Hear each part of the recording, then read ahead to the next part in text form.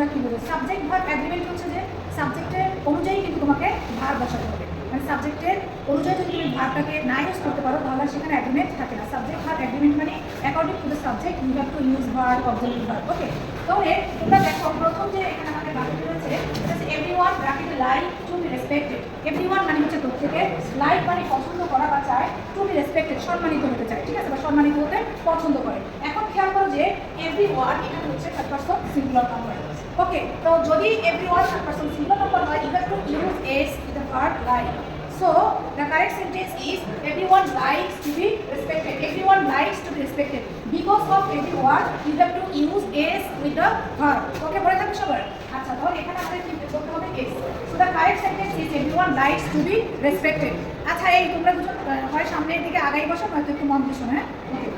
এরপরে দেখো এখানে সাবজেক্ট রয়েছে দ্য স্টুডেন্টস অক্সিলারি ভার্ব আর ব্র্যাকেটের মধ্যে রয়েছে প্রিপেয়ার। সো দ্য স্টুডেন্টস কি সিঙ্গুলার নাকি প্লুরাল? প্লুরাল, বলো plural. The students plural, S হয়েছে, তাহলে প্লুরালের জন্য এখানে আর হয়েছে। এন্ড এই বাক্যটি দেখি মনে হচ্ছে যেটা প্রেজেন্ট কন্টিনিউয়াস টেন্সের একটি বাক্য।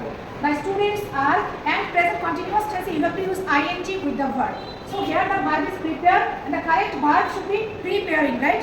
Preparing. So the correct sentence is the students are preparing for the exam. The students are preparing for the exam. যদি এখানে স্টুডেন্টস এর জায়গায় স্টুডেন্ট হতো, মানে একজন ছাত্র বোঝাতো, তাহলে কিন্তু তোমাকে বলতে হতো the student is preparing for the exam, কারণ থার্ড পারসন সিঙ্গুলার নাম্বার হলে আর নাম হয় ইজ হবে, আই হলে এম হতো, উই হলে আর হতো, দে হলে আর হতো, যে কোনো প্লুরাল হলে আর হতো, এন্ড সিঙ্গুলার হলে ইজ হতো। তাহলে correct sentence is the students are preparing for the exam। ঠিক আছে, এরপরে আমি তোমাদেরকে এই লেকচারে আবার আরো একটি নিয়ম নিয়ে এসেছি, জিরাল এন্ড ইনফিনিটিভ। ফার্স্ট সেন্টেন্সটা খেয়াল করো, হি ওয়ান্টস, হি হচ্ছে সাবজেক্ট, ওয়ান্ট মানে চাওয়া, হি এর জন্য এস বসেছে, হি ওয়ান্টস, সে চায়। আচ্ছা, লার্ন ইংলিশ, লার্ন অর্থ শেখা, ইংলিশ মানে ইংরেজি, অর্থাৎ বোঝা যাচ্ছে যে যদি প্রত্যেকটা ওয়ার্ডের মিনিং দরকার হয় সে ইংরেজি শিখতে চায়। বা কিন্তু তোমাকে মনে রাখতে হবে যদি ইনফিনিটিভ ব্যবহার করতে হয় তোমাকে 2+v1 করতে হয়। 2+v1 কে ইনফিনিটিভ বলা হয়, ইনফিনিটিভ নাউনের কাজ করে। আমি অন্য একটি ক্লাসে ইনফিনিটিভের সম্পর্কে ডিটেইলস শিখাই দেবো, ইনফিনিটিভ এন্ড জেনারেল। এই ক্লাস আপাতত মনে রাখো যে তোমাকে হি ওয়ান্টস টু লার্ন বলতে হবে, বলতে হবে to learn, he wants to learn English. To অর্থ তে, টু অর্থ কি তে, যেমন টু গো যেতে, টু ইট খেতে, টু স্লিপ ঘুমোতে, টু স্পিক বলতে, অর্থাৎ 2+v1 হচ্ছে গিয়ে ইনফিনিটিভ হয়, ইনফিনিটিভ নাউনের কাজ করে। টু অর্থ তে, যে কোনো ভার্বের আগে তুমি টু বসিয়ে এর অর্থ দাঁড় করতে পারো। তাহলে টু লার্ন মানে হচ্ছে শিখতে, টু লার্ন মানে কি শিখতে। তাহলে he wants to learn English, সে ইংরেজি শিখতে চায়। ওয়ান্ট অর্থ কি শেখা, চাওয়া, লার্ন অর্থ কি শেখা। এখন দেখো ওয়ান্ট আর লার্ন, এই একটু তাকাও, ওয়ান্ট আর লার্ন, ওয়ান্ট অর্থ চাওয়া, লার্ন অর্থ শেখা, দুইটা ভার্ব কি পাশাপাশি বসতে পারবে?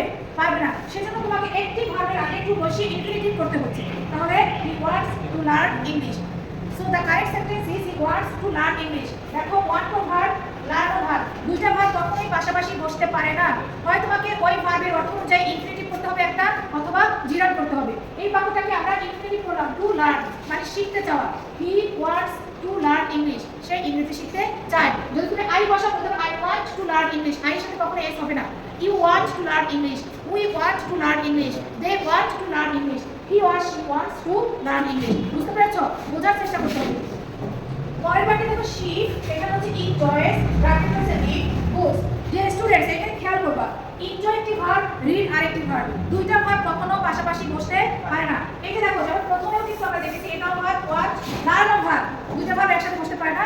এখানে আমরা পরের ভার্বটাকে ইনফিনিটিভ করে ফেলেছি, to plus V want to learn. দ্বিতীয় বাক্যের সামনে দেখি আমাদের মনে রাখতে হবে এনজয় পরে কখনো তোমার 2+v1 না বসিয়ে এনজয় পরে তোমাকে পরের ভার্বের সাথে আইএনজি করতে হবে, অর্থাৎ জেরান্ট করতে হবে। তাহলে she enjoys reading books, she enjoys reading books. Enjoys হয়েছে কারণ শি এর জন্য এনজয়ের সাথে এস হয়েছে, শি এনজয়েস, এবং পাশাপাশি দুটো ভার্ব বসতে পারবে না, এটা পরের ভার্বের সাথে আমরা আইএনজি করে জেরান্ট করে নিয়েছি। তাহলে এখানে কি হয়েছে R E A D I N G reading. তাহলে so the correct sentence is she enjoys reading books, সে বই পড়া উপভোগ করছে, সে বই পড়া উপভোগ করছে। এই বাক্য দুটো আমি আবার বলতেছি, কখনোই দুইটা ভার্ব পাশাপাশি বসতে পারে না একটা বাক্যে, হয় তোমাকে ইনফিনিটিভ করতে হবে নয়তো তোমাকে জিরান করতে হবে। 2+v1 কে ইনফিনিটিভ বলে, ভার্বের সাথে আইএনজি করাকে জিরান বলে। ইনফিনিটিভ এবং জিরান সম্পর্কে ডিটেইলস আমি একটি ক্লাসে সুন্দর করে বুঝিয়ে দেবো। এই লেকচারে শুধু জানো আমাদের কখনোই দুটো ভার্ব পাশাপাশি আমরা বসাতে পারবো না, আমাদের একটি ভার্বকে ইনফিনিটিভ করতে হবে আর অথবা আমাদের জিরান করতে হবে। এবং ইনফিনিটিভ এবং জিরান নাউনের কাজ করে, তখন সেটার ভার্ব থাকে না। যখন তুমি ভার্বকে ইনফিনিটিভ করে ফেলো 2+v1 অথবা ভার্ব প্লাস আইএনজি করে ফেলো, তখন সেটা কিন্তু আর ভার্বের অবস্থায় থাকে না। আমরা একটা ইনফিনিটিভ ব্যবহার করলাম, আরেকটা হচ্ছে শি এনজয়স রিডিং বুকস, সে বই পড়া উপভোগ করছে বা সে বই পড়ার উপযোগ অথবা সে বই পড়া উপভোগ করে। তো দেখো আজকের ক্লাসে কিন্তু আমরা দেখলাম থার্ড পারসন সিঙ্গুলার নাম্বার হলে ভার্বের সাথে এস যুক্ত হয় এবং সেকেন্ড সেন্টেন্সে সাবজেক্ট প্লুরাল হওয়ার কারণে আর হয়েছে, প্রিপেয়ারের সাথে আইএনজি হয়েছে এবং আমরা জিনার টাইপ ইংলিশ সম্পর্কে একটা ন্যূনতম বেসিক ধারণাটা নিলাম। ইন মাই নেক্সট ক্লাসে আমি ডেফিনেটলি তোমাদেরকে জিনার এবং ইনফিনিটিভ সম্পর্কে ডিটেলস মানে একটা লেকচার দেবো। তোমরা সবাই প্রেজেন্ট থাকবা যাতে করে জিনার অ্যান্ড ইনফিনিটিভের ব্যবহার থেকে কিন্তু রাইট ফরমাল ভার্ব কারেকশন অনেক আসে। ঠিক আছে? তো তোমাদের অনেক ধন্যবাদ ক্লাসটি করার জন্য। আমরা চলে যাই পরবর্তী